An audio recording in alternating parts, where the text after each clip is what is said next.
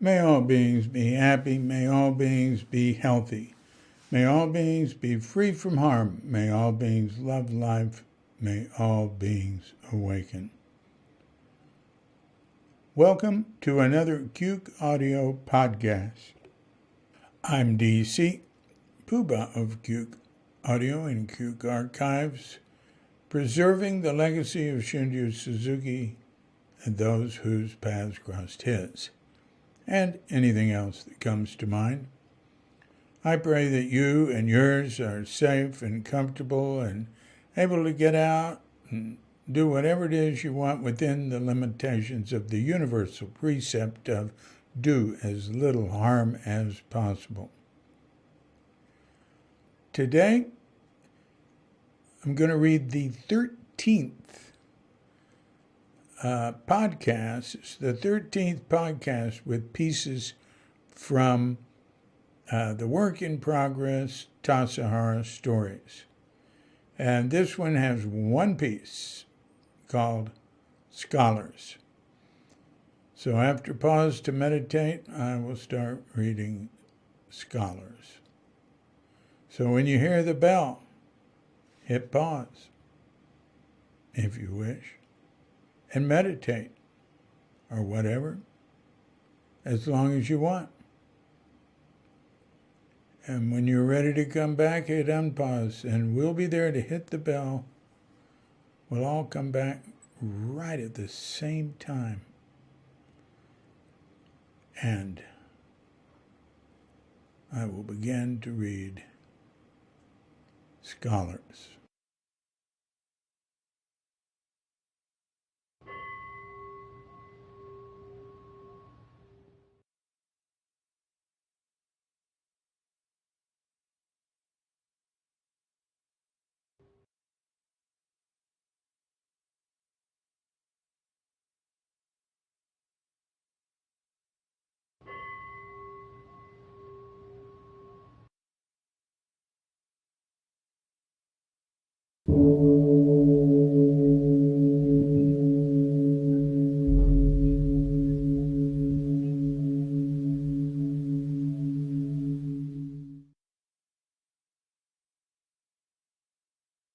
Scholars.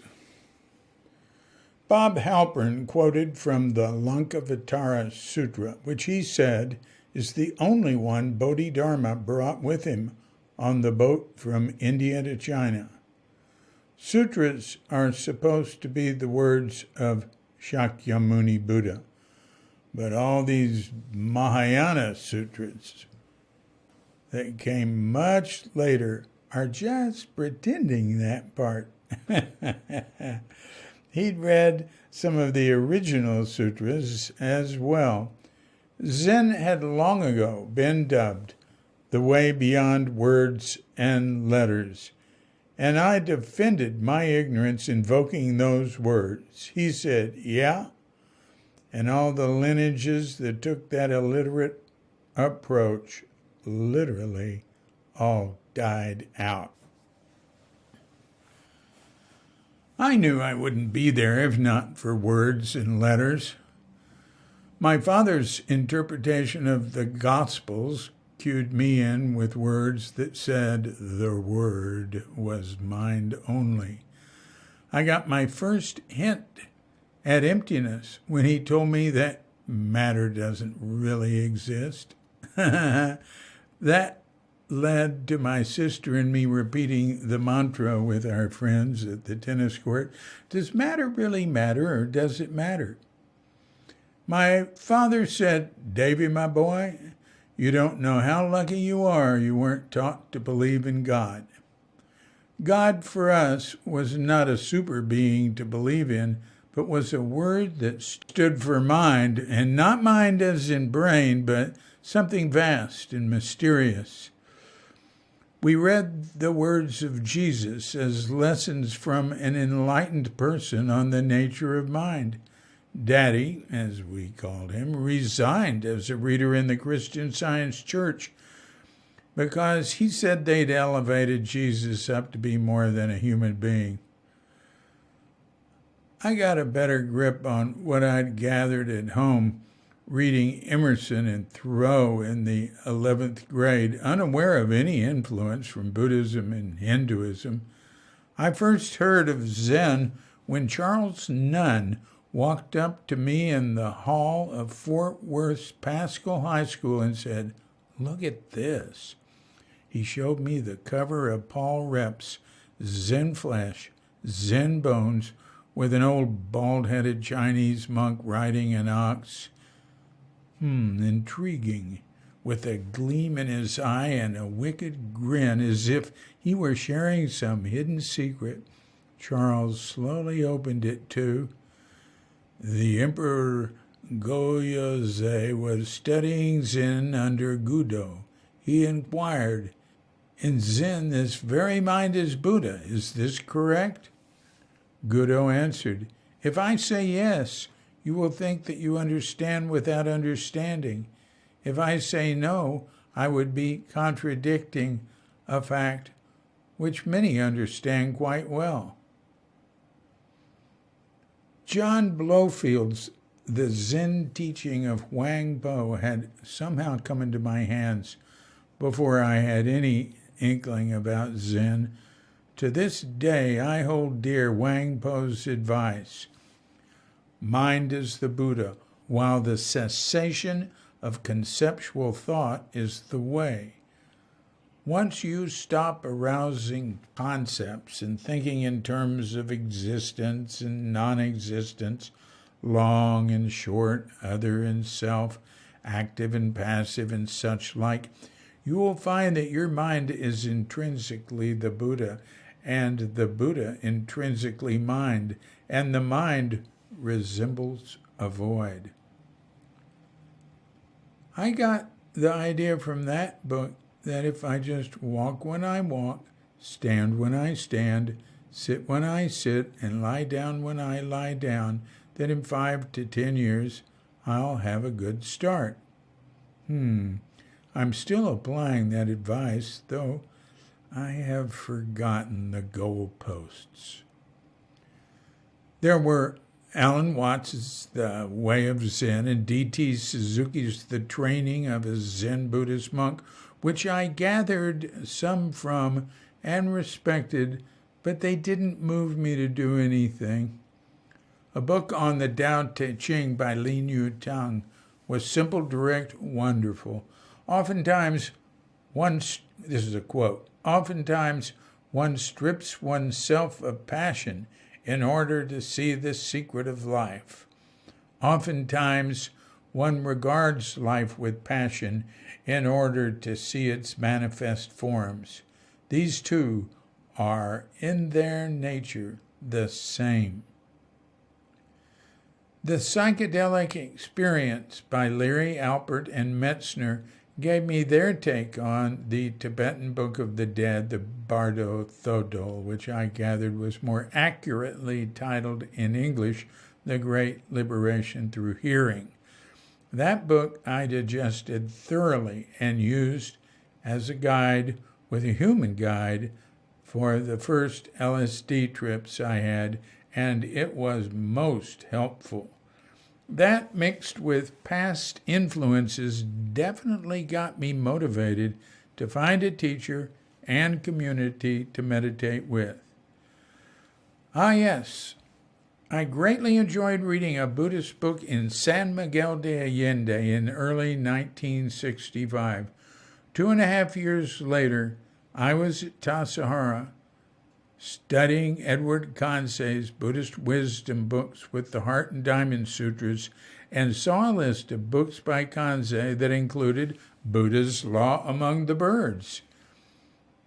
It was written by an anonymous Tibetan Lama for peasants, wherein Avalokiteshvara, as a cuckoo, preaches a compassionate dharma to a host of birds. And the other birds speak up as well, with lines such as, "Leave behind that pious talk, which leaves your own nature unchecked, and leave behind those religious acts, which are mere hypocrisy." When I read it, I had no idea The author was a renowned Buddhist scholar, considered the foremost authority on Prajnaparamita, which I'd had no memory of hearing of before coming to Zen Center. Then I heard Kanzei was coming to Tassajara to give a few talks. Oh, goody, I thought. I'll ask him about the birds. It was disappointing when I learned he wouldn't be able to come. 5 years later, I'd attend some of Kanzei's classes at UC Berkeley and the Zen Center's City Center. They were fascinating and edifying. At first glance, he might seem a stuffy, intimidating academic, but there was theater in his presentation and authority. Mixed in with his scholarly brilliance were interesting asides. Kanzei had published a book on Marxism in 1933 and promptly left his native Germany for England. He maintained that Marxism and Buddhism were identical in their dialectic, but not in practice. He said that Mahayana Buddhism and Roman Catholicism were the only two universal religions because they were not stuck in any particular culture and had a woman at the top, Avalokiteshvara and Mary. He said that there's no religion without magic. He was into astrology and advised Suzuki not to leave Richard Baker in charge of Zen Center because his chart shows that he's too acquisitive and would squander Zen Center's funds. He bemoaned the dead secular architecture, such as what one finds in Russia and the U.S., and spoke of whole valleys in India filled with stupas brimming with ornate carving and painting. He threw in stories of his youthful sex life, doubts and ambitions. In one, he'd broken his thick glasses high on a mountain and, thinking that he'd die up there, decided to end it all with his pocket knife. But then he thought, well, wait, I was planning on being a great scholar, and that I shall be. And then he blindly flung himself down to miraculously reach safety. He was impressive, but somewhat haughty and opinionated. He could be verbally abusive with students and had prejudices that got him in trouble at UC Berkeley. But he said that that was just him, not Buddhism, which does not discriminate. He scoffed at the writings of Alan Watts, whose autobiography, In My Own Way, he found to be pathetic. He was not at all tolerant of foolishness. I realized this is not a man to ask about those birds. And then one day in class, he was furious about a book called Emptiness, Kanzei's prime territory. He ranted that a Methodist minister from Texas, a professor at Southern Methodist University, has written the best translations and commentary on Nagarjuna that I have yet to see. Excluding his own, I assumed. That Methodist minister was Fred String, who I'd become friends with when he was a guest at Tassajara. Fred was a down-to-earth guy, congenial, and a fellow Texan who lived in Dallas, nearby my hometown of Fort Worth. When I was home for the holidays, I'd visit him, and we'd drink beer and watch football. He'd been a college football player. He invited me to join his classes at SMU. I went once and asked him how could he survive with so many beautiful young women in his class. He said, you get used to it. Fred was working on a board game that incorporated the world's major religions, which included science technology as one, and asked for my input, but I was no match for his broad knowledge of world religions and philosophies and just about everything else. I told him he had the same type of mind-only approach to Christianity that I'd been raised on, which he called New Thought Christianity. He said the concept of a permanent hell is pagan and not supported by the Bible, but that it's a most useful tool of fear for ministers to use to build their congregations. Later, I would introduce Strang to the Tibetan Rinpoche Chogyam Trungpa. Trungpa said with respect, "It is an honor to meet you, Dr. Strang. Your book on emptiness is very full." Jacob Needleman was working on a book to be called The New Religions. Buddhism came from the 6th century before the current era, and Zen goes back to at least the 7th century current era, but it was pretty new for the West. In his book, Needleman correctly predicted the rise of Tibetan Buddhism in America due to its being such a complete and powerful spiritual system. In terms of that beyond words and letters thing, he pointed out when discussing Sufism that when they say to throw away the teachings, this is for those who have already digested them, and wrote that you can't throw away what you don't possess. So I read on. There was a chapter on Zen Center and a section of that chapter on Tassajara. Needleman noted that Suzuki's Zen Center brought something unexpected to the Western Zen scene in that when people arrived expecting drama, koans, existential warfare, they were told just to sit. Needleman called Zen Mountain Center the center of gravity of Zen practice in America and perhaps the whole Western world, and added that the practice there was not a flight from society, but to society. He wrote, "The power of thought itself is wretchedly inept without exposure to a spiritual discipline," and quoted Shunryu Suzuki saying, "When we say kill the thinking mind, we mean to be free from its authority." That reminded me of Alan Watts's, "Thinking is a good tool, but a bad master."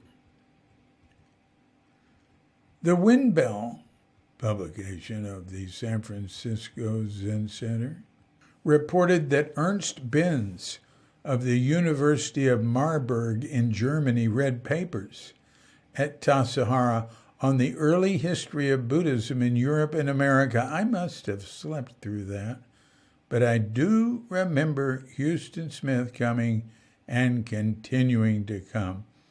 Houston taught at MIT and was a sweet, engaging, highly respected scholar. Houston's The World Religions, Our Great Wisdom Traditions, published in 1958, had been well received and widely read. He and D.T. Suzuki became friends when D.T. Suzuki was also in Boston lecturing at Harvard and MIT. They were both on the board of Elsie Mitchell's Cambridge Buddhist Association. He spoke of the way the two Suzukis complemented each other. Daisetsu, the public, prolific scholar, Suzuki, the quiet, low-key master with a, quote, wonderful aura, the peace and presentness of the man. Houston came with his wife and daughters, one of which told me she favored Islam, which surprised me, though I knew nothing about it. He gave a talk on the Buddhist teaching of emptiness that was rather basic and did not particularly impress the cognoscenti among the students. His wide range of knowledge about world religions was more interesting to us, but most fascinating was when he returned from a trip to India with a recording of the throat chanting of the Gyuto monks in Dharamsala, where the Dalai Lama lived. What we heard was like a mesmerizing, somewhat eerie avant-garde piece by a chorus with extremely low bass, middle, and high voices blending together, only we learned that each monk was chanting all three parts simultaneously. Houston said when he took the tape to an audio engineer at MIT, the man replied, "This isn't humanly possible." Not everyone who wrote about us had a sense of the perennial philosophy or was complimentary about our precious baby monastery. A couple came in one afternoon, looked around, and talked to me. Somehow, years later, I came across a small pocketbook they'd put out on the evils of meditation groups, which mentioned that before falling into the clutches of the Zen cult, that I'd been with the left-wing radical Students for a Democratic Society.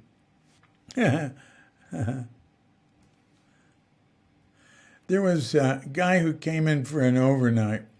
From the time he arrived, he mainly complained. Later, I got a copy of a book named New Gods in America by Peter Rowley, and after reading a bit, realized it was written by that ornery guest from a couple of years back. What he wrote about Tassajara was 3 pages of nasty.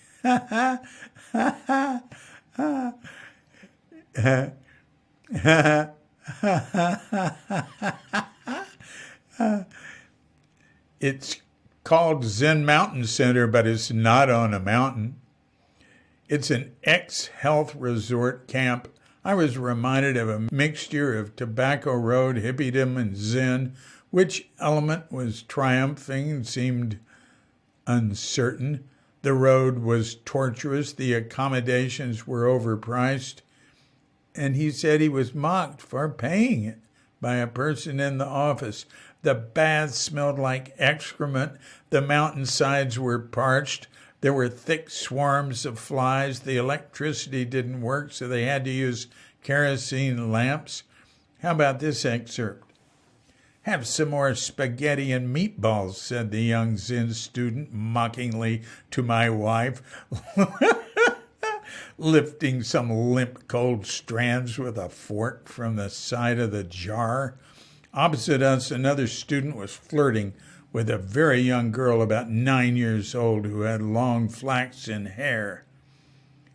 I bet I was the mocking student and Bob was the lech in those sentences, or maybe vice versa.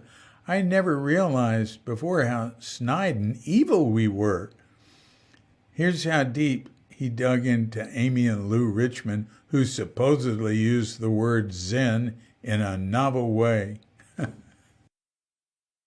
"We have come closer together since starting Zen," said Amy, who had expressive eyes. Louis said, "We will probably stay in Zen for the rest of our lives, but it is uncertain. This is a new thing we are developing here."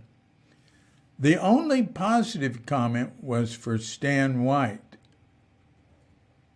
"Having just passed by the trash dump 50 yards from the camp, I was approached by the Zen master, a tiny smiling man, and the guest master, Stan White, a charming middle-aged man. 'Master Suzuki can see you after all today.'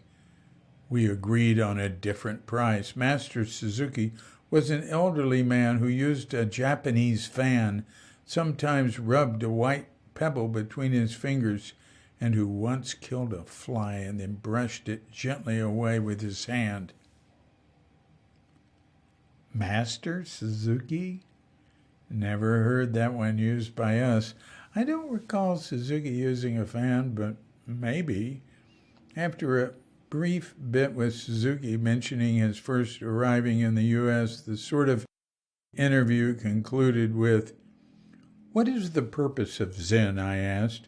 The Zen master shrugged his shoulders, spreading both palms up, and smiled. The Cambridge University Press called it a fatuous book that obviously has no scholarly merit, and it has no logic, no charm, no pathos, and no understanding. However, a number of us at Zen Center got a kick out of reading it out loud and grooving on its creepiness.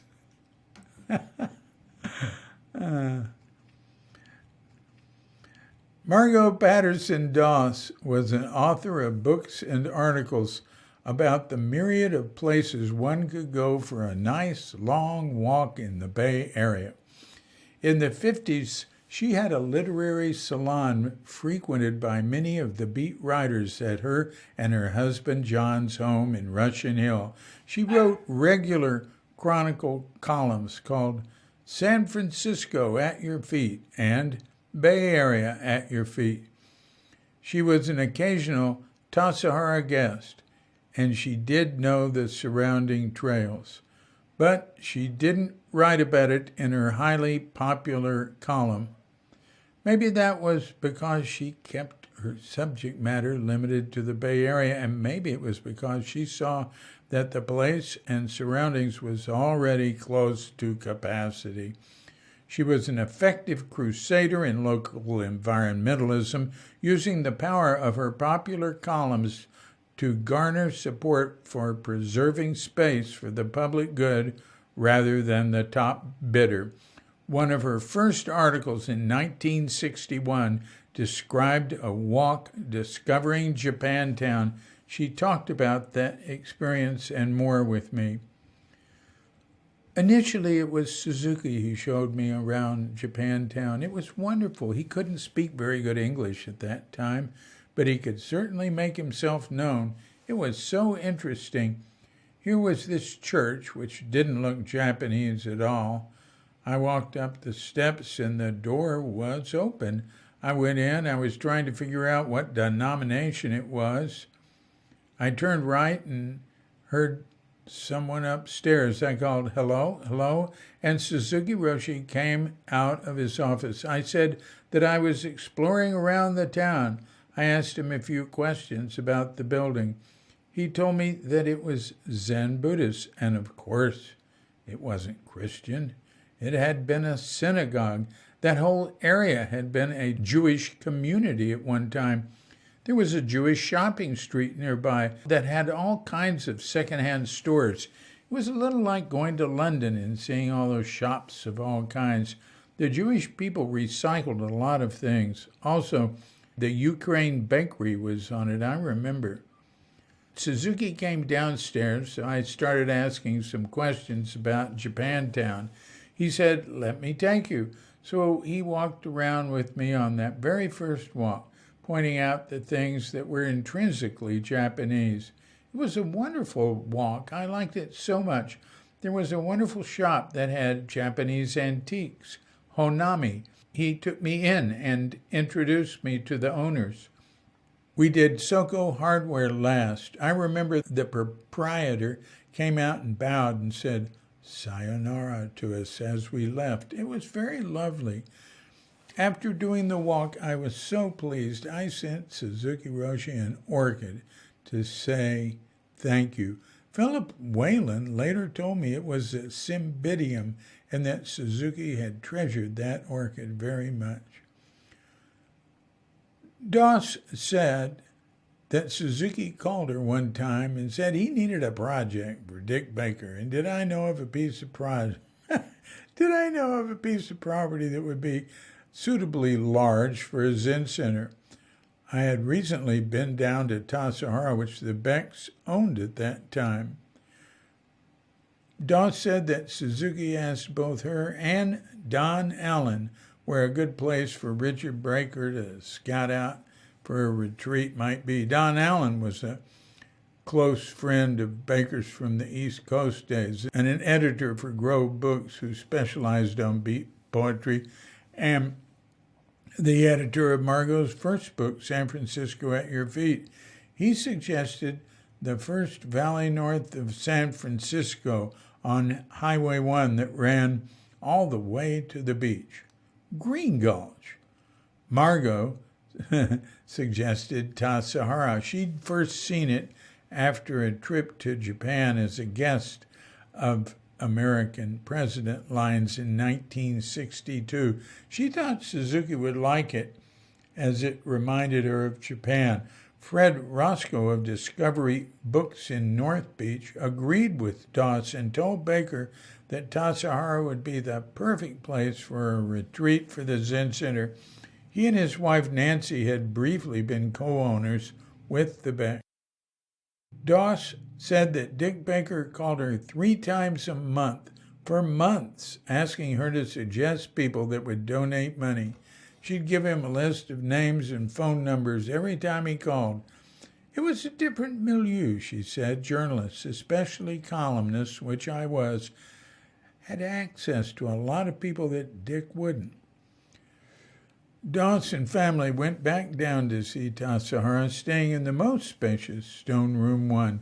She was pleased to see Ed Brown was still there, loved the food which had built on what she remembered from the summer before when the Becks owned it. The men's side of the baths after dinner is open to all. She, John, and their 4 boys were all submerged there when a family with 2 little girls joined them. All the bathing there is without attire, and she was proud of how well behaved her boys were. There was none of that snide exhibition of interest in little girls. They didn't display any of the little boy curiosity. The result was that the parents of those little girls who wanted to go to Suzuki's lecture later asked me if my oldest son, who was then 12, could babysit her children. I asked Rick if he would, and he said sure. After the lecture, Rick told her that the Roshi had come to visit them before his talk. I asked if he had any visitors. He said, yes, the Roshi came in for a few minutes. I said, what did he say? He said, good night. It was so innocent. That was the feeling about it. There was the innocence in Tassajara, too.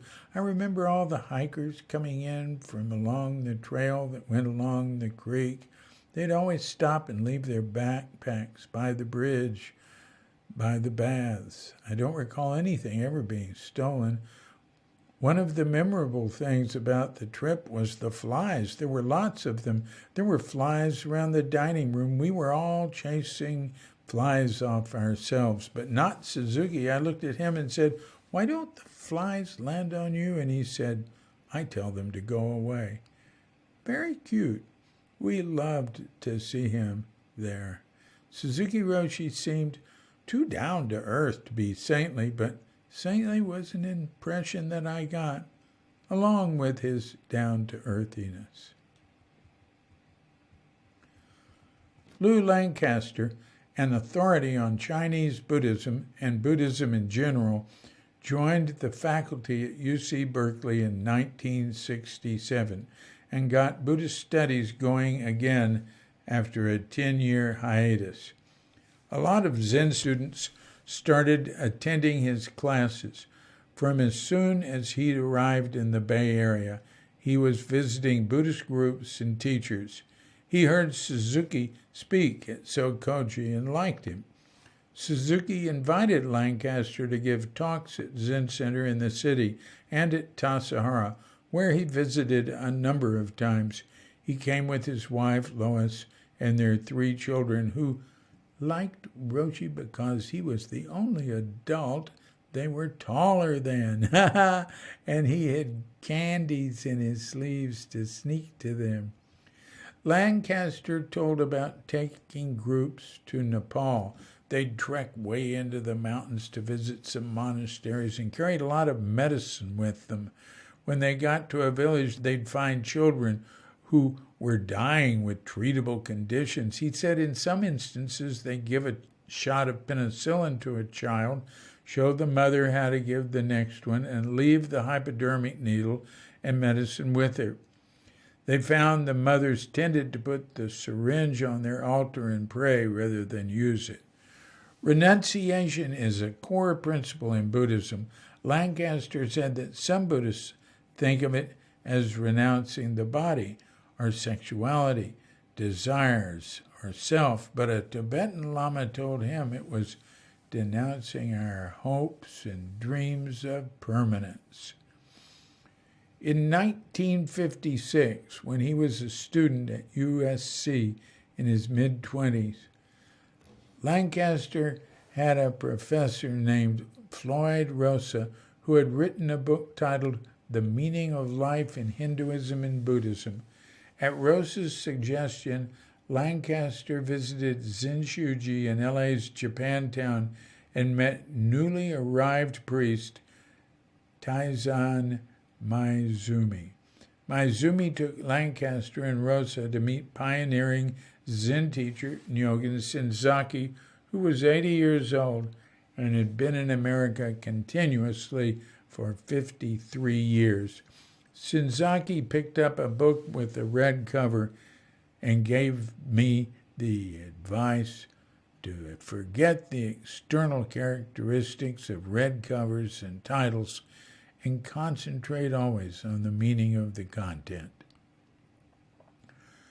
Lancaster attended Shinzaki's weekly get-togethers of his floating zendo. They'd sit for 45 minutes, then Shinzaki would, quote, usually read a little portion of a sutra and comment about it.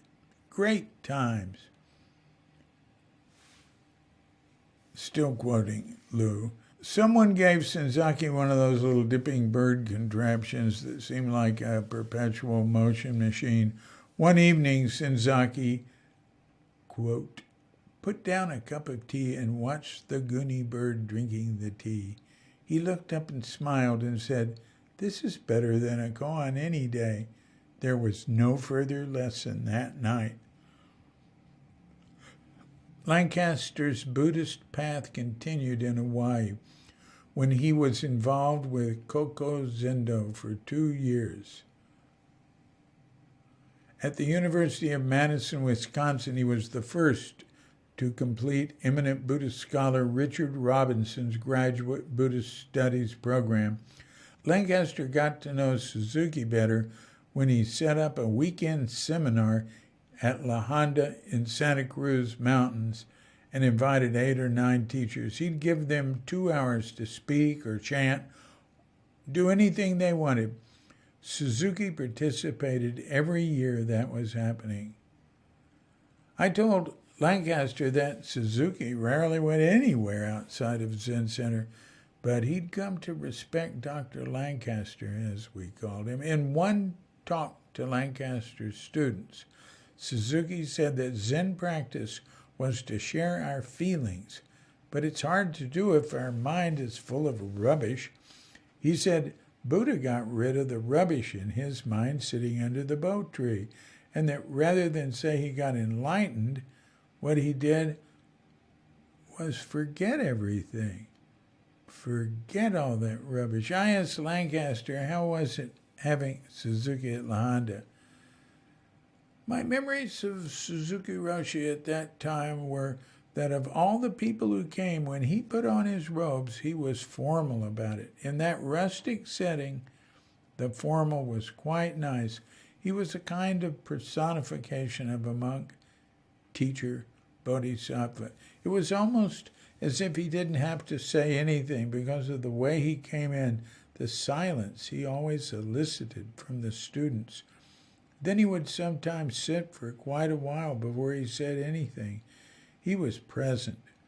Then he reminded people to be present there. I can't tell you exactly how he did that, but he could do it. And he would start laughing and completely lose himself laughing. He would tell a story. It almost didn't matter what the story was. People would listen and hang on to see what was going to happen. I remember he once talked about anger. He said that he had to be angry at one of his disciples, and he showed us how he was angry. He turned on angry and glared for about 10 seconds, then turned it off. It was a little scary because he really did it. I felt It was the first time I had seen somebody do what the old texts talk about of the Dharma, where you turn on the Dharma and turn it off.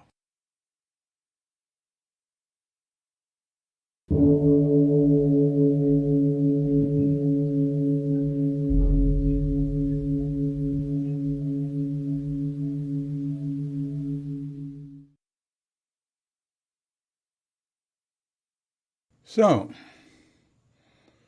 there's another piece from the Work in Progress Tassajara Stories. Scholars. It's hodgepodge, huh? It starts off saying, Bob Halpern quoted the Lankavatara Sutra. And then I go on to make a point. I've got to throw in a quote from the Lankavatara Sutra there. I could call him up and say, hey, Bob, give me a quote from the Lankavatara Sutra, see if he remembers anything. I just did a very long podcast with him recently you might find interesting.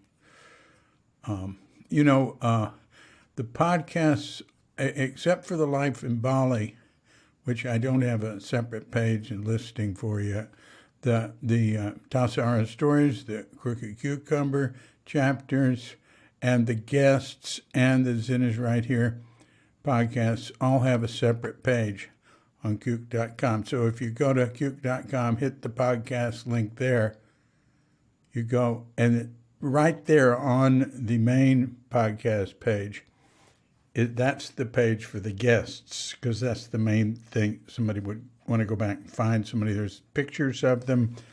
Quite a few of them have before and after pictures, or then and now, I think we call them, or then and later, because not really now. And so Bob's in there, I don't know, a couple of months ago, 6 weeks ago, seems like yesterday. It was great.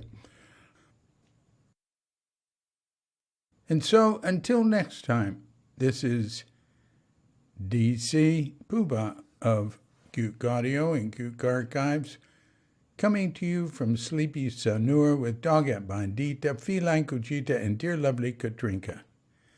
And we're wishing you and yours and all of us a grand awakening.